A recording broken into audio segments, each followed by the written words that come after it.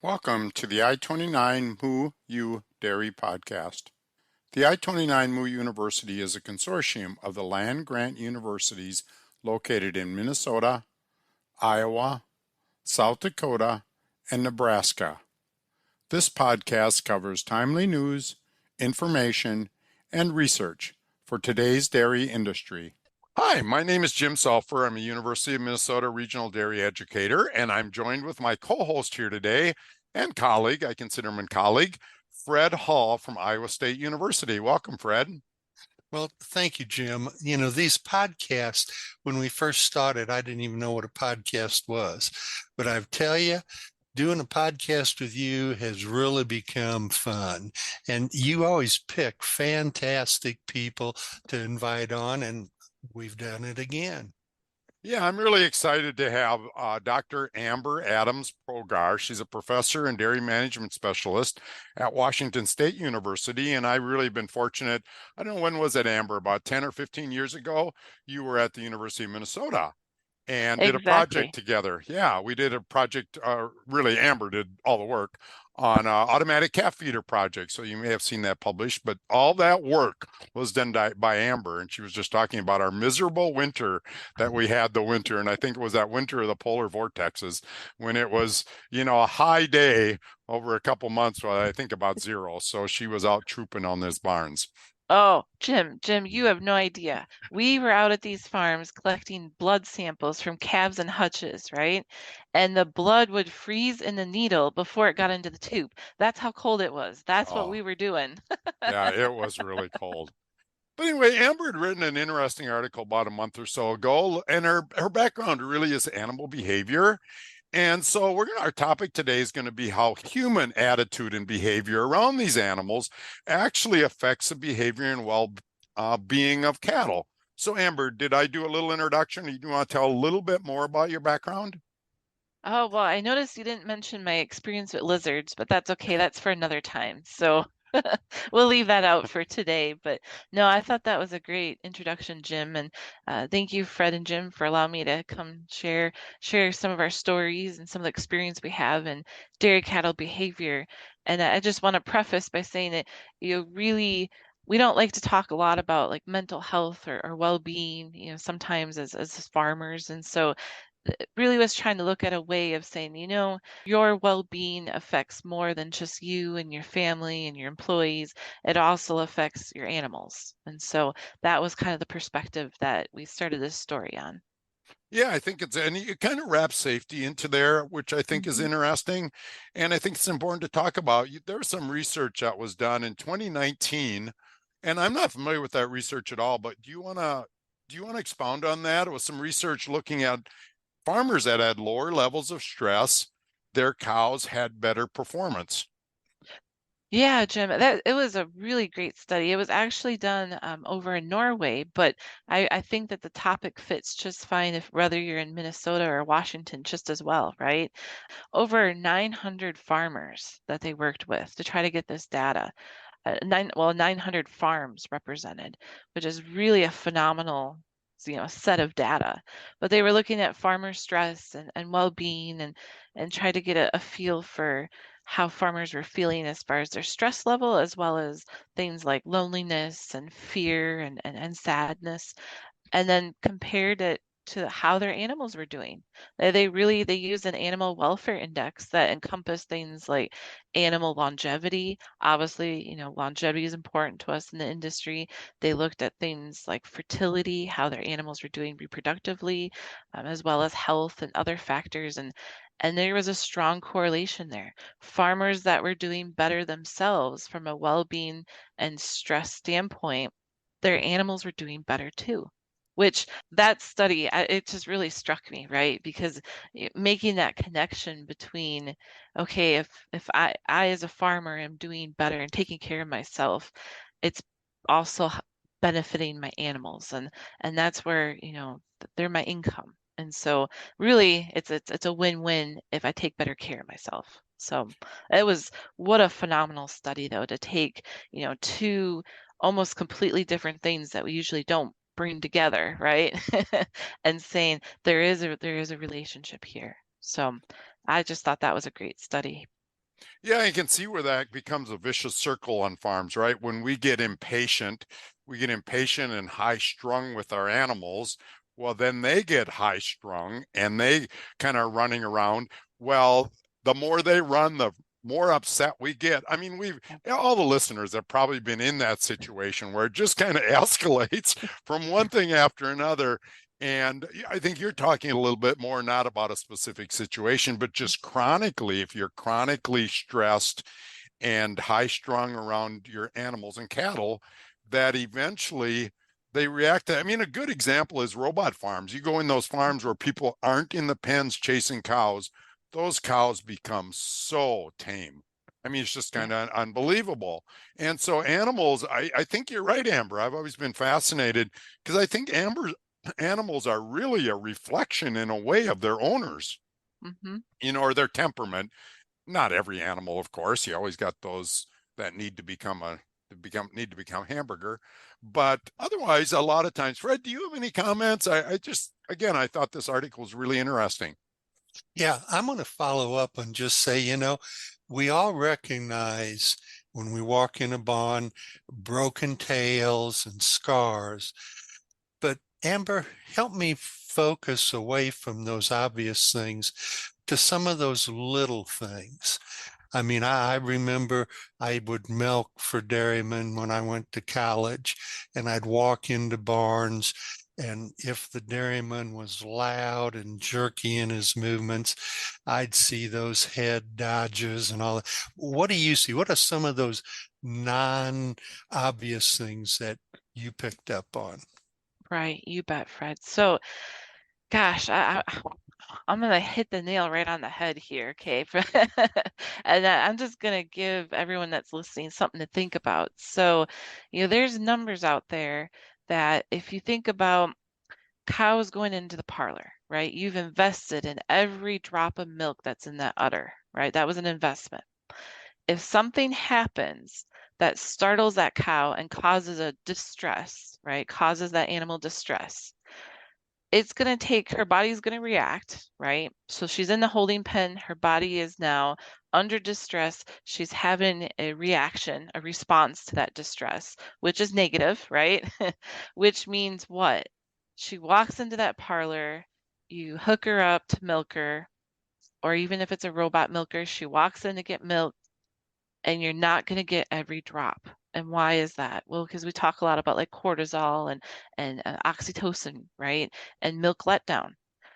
There's things that there's numbers out there that say, gosh, it could take you up to 20 minutes after that response for them to finally calm down enough to give full milk letdown and you've just lost money, right? And so that's something that's always struck with me a little bit is that idea of, gosh, you got to make sure everything's peaceful, quiet, just a nice, relaxed atmosphere. So those cows walk in and they give you every drop of milk that you invested in. So that's one thing. And then you could tell sometimes cows are smart.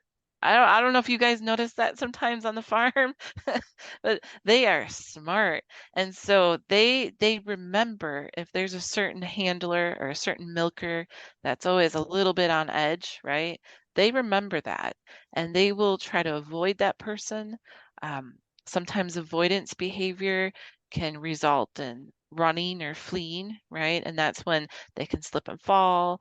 If they start to have that fear response, now you're talking about a dangerous situation where they might charge a person because they can't find an escape route, any of those things. So they remember. If you've got someone on the farm that's maybe not doing so well stress wise or has that chronic stress Jim talked about, those cows will remember that. So it's amazing. They are so smart.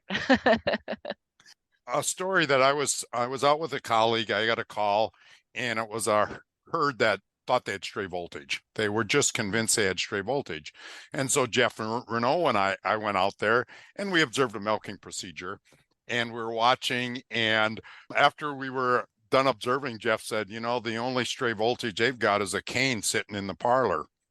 And what would happen, and the farmer wasn't, and the milkers weren't doing that. They weren't being mean to the cows. They were not be, what they were happening is the cows would be coming into the parlor on their side, and they would take the cane and just poke them a little bit and to get them to move. It wasn't hard, it wasn't malicious, but I think again you've got to think of a cow in a parlor. She can't see, right? She all she could feel is that poke. Well, okay, that was not by her udder, but on her back, somewhere they would poke her. Well, then they would go to milk her, and this was one of their complaints. They were kicky. Well, of course they were kicky because they couldn't tell the difference whether that was a poke just to get them to move ahead. And again, you'd be surprised. It was not malicious. It was not like this farm. So I think you really make a good point, Amber. I think it's really important to be called. The other thing I read, I don't know, this was several years ago, but a cow's normal walking speed is about half of a human. So if you're in a pen, for example, chasing up cows to the holding area or whatever, if you're walking at what you would consider a normal speed, for cows, that's really fast. They feel like they're being chased. So, and I think part of it, Amber and Fred, is being in tune with cows' behavior and understanding their prey animals. So they're always on the lookout for something to be after them. And so I think it's just important to think about those things as you move forward. For sure. I mean, I think you bring up a good point with that. And with calves, it's even their vision when they're little calves, pre-weaned calves, is even worse, right? And so when you're approaching calves and you're working really fast, and that's just boggling to their eyes, right? Yeah, I suppose the movement, huh? Right. Yep. And also thinking about how cows see, we've talked a lot about handling and, obviously that cows can't see directly behind them and directly right in front of them. And those are their blind spots, right? So when people are walking, we see this a lot with students and brand new employees, right? Because things that Jim, Fred, and I, whoever's listening, you might think common sense. This is common sense. You do not walk directly behind a cow. However, when you have a student or a new employee, that's not common sense for them. They don't know that, right? And so when we talk about safety and behavior, there's so many things that we take for granted sometimes, right? And we think everybody knows this, but they don't. And so really trying to take a step back and say, okay, if I didn't have any experience, prior experience handling animals, handling cattle, what would I need to know? And then taking those minutes to really help those new employees understand that it can make a big difference. I'm going to go back to the time frame you indicated, once that cortisol hits 20 minutes. And is that a good time frame?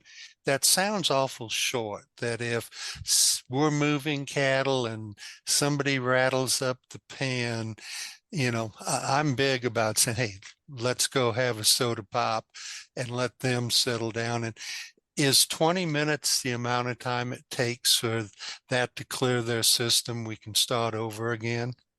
I mean, it's probably a little bit longer, right? But it's starting to at least, they've peaked and now they're starting to maybe calm down a little bit. But I think it also depends on the severity, right? So if it was something that was a slight startle, that response is not as strong as, something that was really really cause them fear or distress. So the severity makes a big difference too. A cow that maybe had a misstep or something and slipped and actually went down and had to get back up, it's going to take her a little bit longer, right? I was just wondering, Amber, as you were talking there, what are the activities that really startle cows? We know what startles us. Is it movement? Is it loud noises? Do you know, or have you studied the literature well enough to know what are the activities or things that we would do that we may not be aware of Right, that right. really are stressful to cows or cattle? Yeah. Gosh, the number one thing that comes to mind is routine, right? Cows love routine. And so anything that changes their routine, they start to take notice. And sometimes that they also become a little more difficult to handle. So for example, if you need to move your cows to a different area, separate area for hoof trimming, right? And that's not something they do every day, a couple times a day. That's a novel environment, even though they might have seen it before, right? But it's not part of their day-to-day routine. And so getting those cows to that hoof trim shoot is going to be a little bit trickier.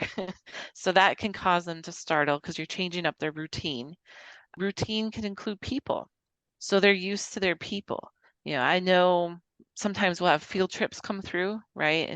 And the cows in the parlor, they'll start looking around a little bit more, maybe getting a little bit twitchy in the parlor because we have, some kids coming through, and kids can be loud sometimes too, which is another thing, noise, right? So a lot of noise can startle them. Gosh, we've always tried to use that rule of thumb that if we're going to go move cattle, the safest and hopefully the best way to move them is using your body, right? And I don't mean touching them, I mean where you place your body. Okay. So, we talk about using like point of balance and things like that in flight zones, and to try to move them without touching them and without using noise. So that's our number one. Number two, if number one doesn't work, then we start increasing a little bit of noise. We introduce some noise to it. Okay, so maybe whistling, things like that. There's some noisemakers I've seen on some farms that would scare the skin off a cat, I think. Like it's just, they're so loud. And I think about heifers in particular, right? And being introduced to a new environment, new parlor, new animals. They might have a new hierarchy they're trying to establish with their new group. And now you're introducing this really loud noise. That's just a bad situation as far as causing the animal stress. So noise. Now, if adding some noise doesn't work, whistling or, some talking doesn't help, then that's where we have to start using possibly touch, and I don't mean hitting obviously, but maybe if there's giving them a little push or something like that. But we really try to, if we can use our body movements without touching them to move them forward and get them where we want to be safely, that's number one. And the touch, once we start touching, we also are introducing possibility of being injured. One of the number one injuries for dairy employees is crushed fingers. And I mean, that makes complete sense to me. I think about how many times my hand was in the wrong place at the wrong time, right? And so once you start, yeah, possibly, touching animals, yeah, thinking about fences and things like that, just keeping hands off is one of our best things we can do. But I know we got to move animals into the parlor or wherever we need to be too. So Yeah, one I of my just, I, comments is always gates are your friend. I mean, yeah. think about where you can put things. So, Fred, what's your comment? And then Amber, I what's was it? just going to show her this is what a hand looks like when you've broken every finger in the hand. You Oh know, yeah. wasn't smart enough. I didn't learn from the first time. Yeah, I mean, that's really common. I mean, just really common for those reasons. Yep, Yep. it is. Now, one of the things that I'm seeing is because we are taking heifers to someplace else and raising them, a lot of times on dirt, on fence line feeders, being worked horseback in some instances. When I'm getting or seeing clients bring those heifers back, there's some things that we have to think about, not just for our safety, but for the animals. If they've not been on cement before, that's a pretty new experience for a lot of these, you know, 1,100-pound bred heifers. They've been out in West Texas or Western Oklahoma, and all of a sudden they come through the gate and it may be wet and shiny.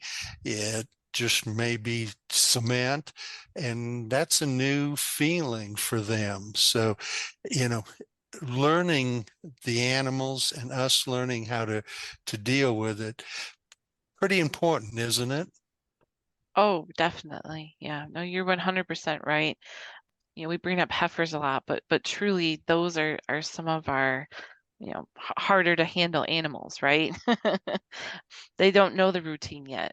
Some of those older cows that know the routine, they know what they're doing, they could lead by example. But those heifers that have never been through it before, some of the cases you're talking about, Fred, gosh, eh, this animal has to adjust to probably more intimate handling from humans, most likely, which is not something that maybe they were exposed to a lot previously. And so now they have to determine who is this person, what, what do they want me to do? A lot of time there's miscommunication between, the cattle and us as far as where we want that animal to go. I've had new employees that maybe were rushing during work, and didn't think about, okay, I need this animal to go, essentially behind me. So therefore, if I want them to go in that direction, I can't stand in their way. Yeah, right? And so the animal gets backed into a corner and the new employee gets essentially run over, right? Because you're trying to tell the animal, I need you to go this way. And then all of a sudden, they're like, okay, I will, but you're in the way. So, Amber, yeah, help us understand this negative human cattle interaction. Put a fine point on it for us. I think about, so we can all relate. I know, think about something that causes you, maybe a person in your life that causes you distress, right? So I don't know. I'll think about like the dentist. Okay, the dentist causes me distress. So some of you might relate to that. I don't Yeah, really. know. So when I go to see the dentist or I see the dentist, I automatically, my palms start getting sweaty. I could tell that my stress response is kicking in a little bit, right? So that's the same to cattle. So if they have, someone that causes them distress and they see that person, that stress response starts to kick in right away. And you might see them, like we talked about before, trying to avoid that person. So there's also a freeze response that you'll see in cattle where they just freeze up and stand there. And then you're faced with, well, how do I move this animal to where I want them to go, right? Um, but there's the so that's more of the, the remembering the memory part that the animal has. And then there's that physiological response of causing that cortisol release, causing, changes physiologically where, as we all know, animals that are stressed or distressed, I mean, they really, if it's a calf, they're not going to grow as well. Any animal, their immune system takes a hit, right? So you're diverting energy into that stress instead of using it for something good. But I don't know, did you guys know there's actually a good form of stress? I don't know if I've experienced it, Amber, but I do hear that. I don't- No, no, bear with me, Jim, bear with me. So there's a eustress, we call it, and that's actually a good stress, a good type of stress. And so I always think about it. So here's my analogy. Okay, if I'm running for exercise, okay, I don't run, but let's say I did, okay? So I'm going for a jog, I'm running along, I'm getting exercise. That actually is a stressor to your body, right? Yeah. But it's a good stress because ultimately, as long as you don't over exercise, you're actually helping your body. So ultimately, it is a good stress. Now, if I'm jogging through the woods and, a cougar starts chasing me, that now turns into distress, right? That's a bad stress because now I'm running for my life, right? So I think, it's always interesting to think about how there's some things that in our lives and in animals' lives that could be considered good stressors, but then there's also, the bad stress is what we're trying to minimize as much as possible to make sure our animals are healthy and, having a good quality of life. So So, anyways, Amber, related to that, that's a really interesting topic. So, how, because a lot of these things we do with animals are stressful by nature. I mean, they mhm. just are. So, is there a way we can, your exercise example was a good one. Can we use good stress or minimal stress to get them used to a more stressful situation? And again, I think of The heifer example that Fred had used, I thought was a really good example. So can you think of any examples or any research that's been done, and what can we do to kind of get animals ready for what we know is going to be a stressful situation for them? Going back to heifers, for example, right? So anything that we can do to take away some of the novelty, so a heifer that's getting ready to calve, it takes time. Oh gosh, I know this, guys. It takes time, right? But if you can run that heifer through the parlor a couple times, or maybe a couple more, to get her used to, this is the new environment. This is, even run her through with a couple, pen mates or something, just saying, okay, this is what we do. So when it comes time for her to actually go into that parlor and get milked, maybe she can even go in to the parlor stand.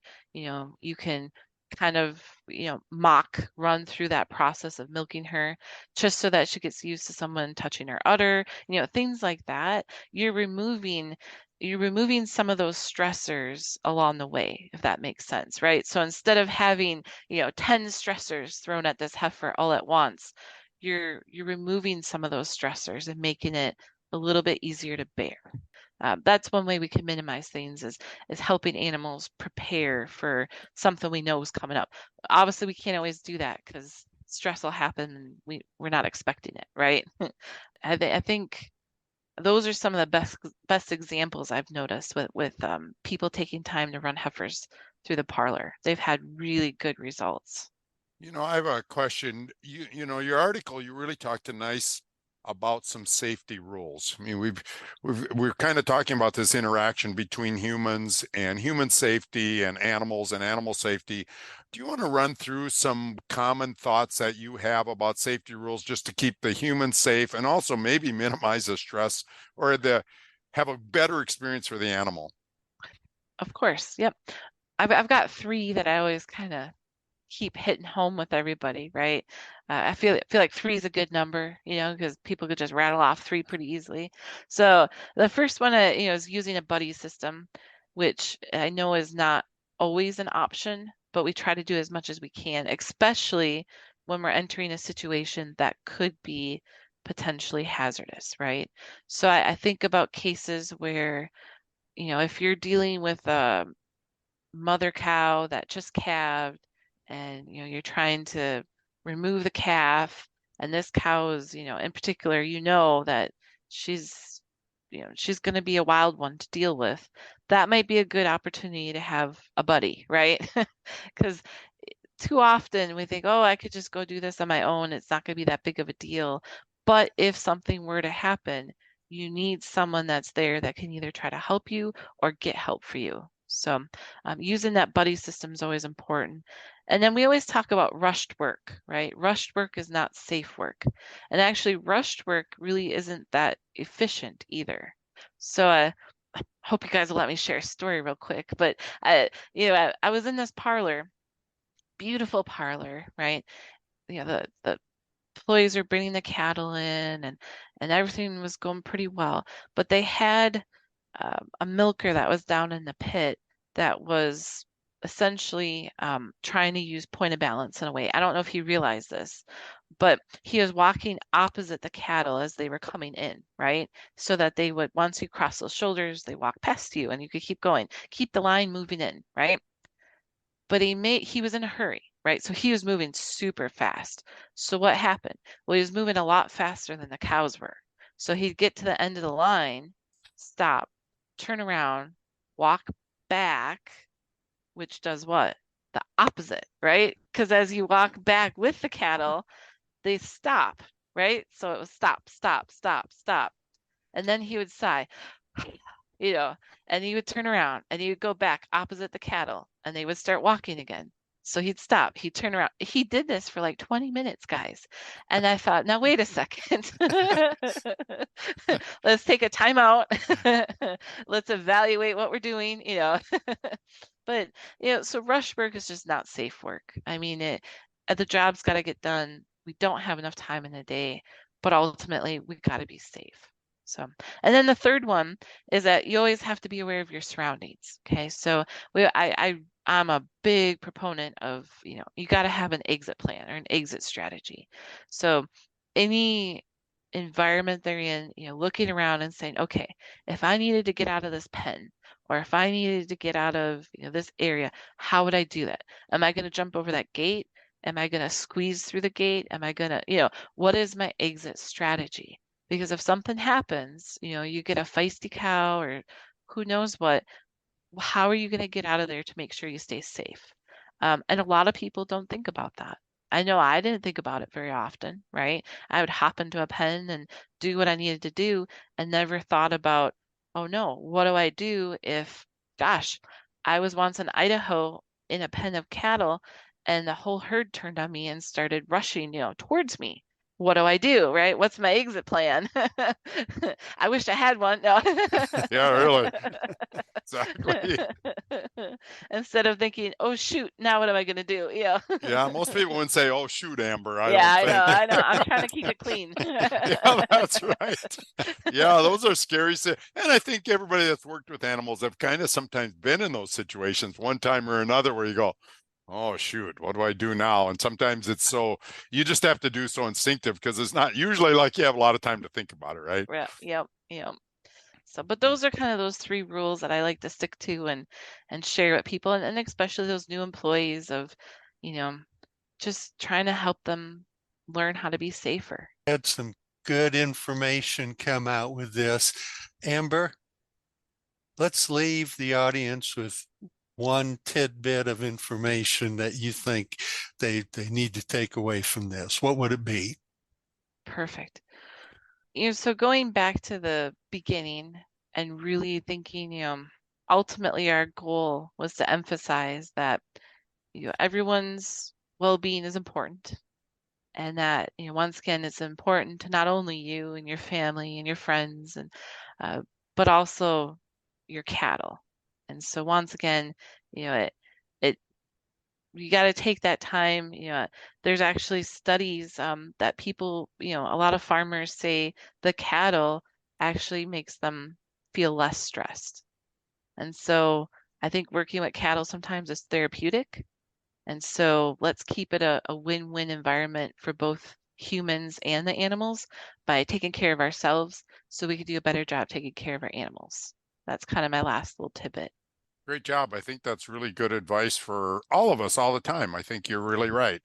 So thanks for joining us today. I really appreciate it and really enjoyed this. So thanks, Fred. I always enjoy working with you. And really nice seeing you again, Amber. And I appreciated all the advice and the ideas that you shared with all of us. I think it's really valuable. Things we take for granted all the time that Yeah. we just don't always do or follow through or think about. So make sure you check the episode notes for links and additional resources. And again, thanks to all our sponsors that we have. Go to our I-29 website. They're all listed there. And with that, I'd like to wish you all a good day. And thank you again very much, Amber and Fred, for joining us today. Thank you, guys. We'd like to thank our annual sponsors, including our gold sponsor, Iowa Corn Growers Association.